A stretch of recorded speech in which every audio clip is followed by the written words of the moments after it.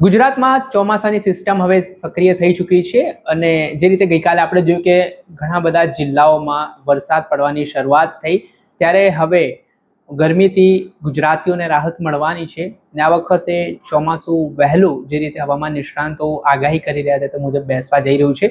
ત્યારે આપણે વિન્ડી મેપના માધ્યમથી સમજવાનું છે કયા જિલ્લાઓમાં હાલની સ્થિતિ પ્રમાણે વરસાદ સક્રિય છે. વિગતે વાત કરીએ આ વિડીયોમાં. વૈષ્ણવજન તો તેને કહીએ જે પીડ પરાઈ જાનાને રે. દર્શક મિત્રો, નવજીવન ન્યૂઝમાં આપનું સ્વાગત છે. હું છું ફૈઝાન. આ વખતે જે રીતે ગરમીએ પારો ઉચક્યો ને અસહ્ય ગરમીનો સામનો ગુજરાતના લોકોએ કર્યો, ત્યારબાદ હવે રાહતના સમાચાર મળી રહ્યા છે, કેમ કે જૂન મહિનાની શરૂઆત થઈ ચૂકી છે ને આ વખતે ચોમાસું ગત વર્ષ કરતાં વહેલું આવ્યું છે. તેના કારણે વાતાવરણમાં પણ હવે રાહત મળી રહી છે. ગઈકાલે એકાએક રાત્રિ દરમિયાન વાતાવરણમાં પલટો જોવા મળ્યો અને કેટલાક વિસ્તારોમાં ધમધોકાર વરસાદ છે તે જોવા મળ્યો અને તેના કારણે કેટલાક વિસ્તારોમાં ઠંડક પણ પ્રસરી છે. ત્યારે વાત આપણે વિન્ડી મેપના માધ્યમથી સમજવાની છે કે હાલ ગુજરાતના કયા એવા જિલ્લાઓ છે કે જ્યાં વરસાદી સિસ્ટમ સક્રિય છે ને આ વરસાદી સિસ્ટમ સક્રિય થયા બાદ હજી કયા કયા જિલ્લાઓમાં સારો એવો વરસાદ પડવાનો છે. તો વર્તમાન પરિસ્થિતિની જો વાત કરીએ તો સૌરાષ્ટ્ર, ખાસ કરીને દરિયા કિનારાનો વિસ્તાર છે, તો સ્વાભાવિક છે કે ત્યાં વરસાદી માહોલ છે તે સક્રિય જોવા મળે.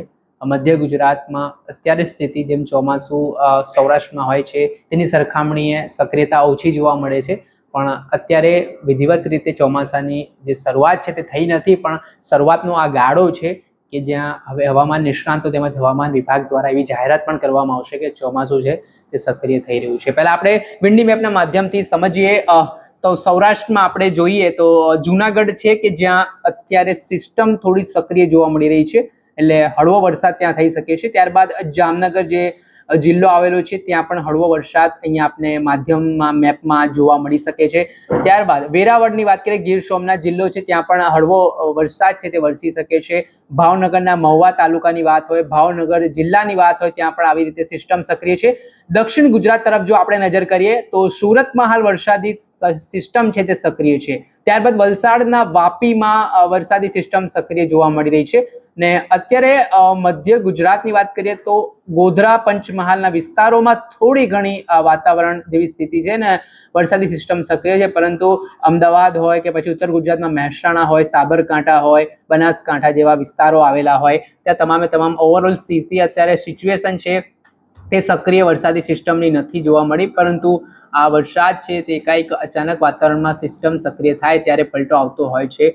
ને આ જે ગઈકાલની સિસ્ટમ જે બની છે ત્યારથી અત્યારે જે સિસ્ટમ સક્રિય છે અમે તેની વાત કરી રહ્યા છે. પછી કચ્છ જિલ્લામાં આવી જઈએ તો કચ્છ જિલ્લાના જે વિસ્તાર છે એમાં ગાંધીધામમાં અત્યારે થોડેક અંશે સિસ્ટમ સક્રિય બની છે. બાકી ઓવરઓલ અલગ અલગ જે જિલ્લાઓ છે, તાલુકાઓ છે, ત્યાં વરસાદી સિસ્ટમ હજી દેખાતી નથી ને ઉત્તર ગુજરાતમાં પણ એટલો ખાસ કોઈ પ્રભાવ વરસાદનો નથી જોવા મળી રહ્યો.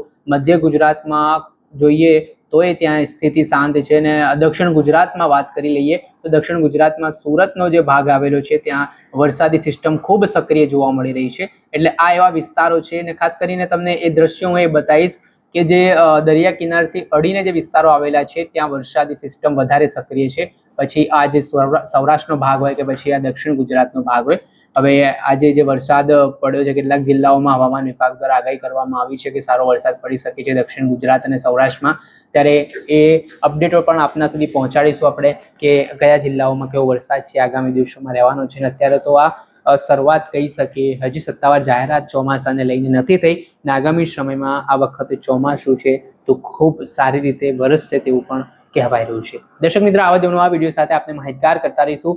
આવા જ વિડીયો જોવા માટે નવજીવન ન્યૂઝને લાઇક કરી લો, સબસ્ક્રાઇબ કરી લો અને શેર કરવાનું ભૂલતા નહીં.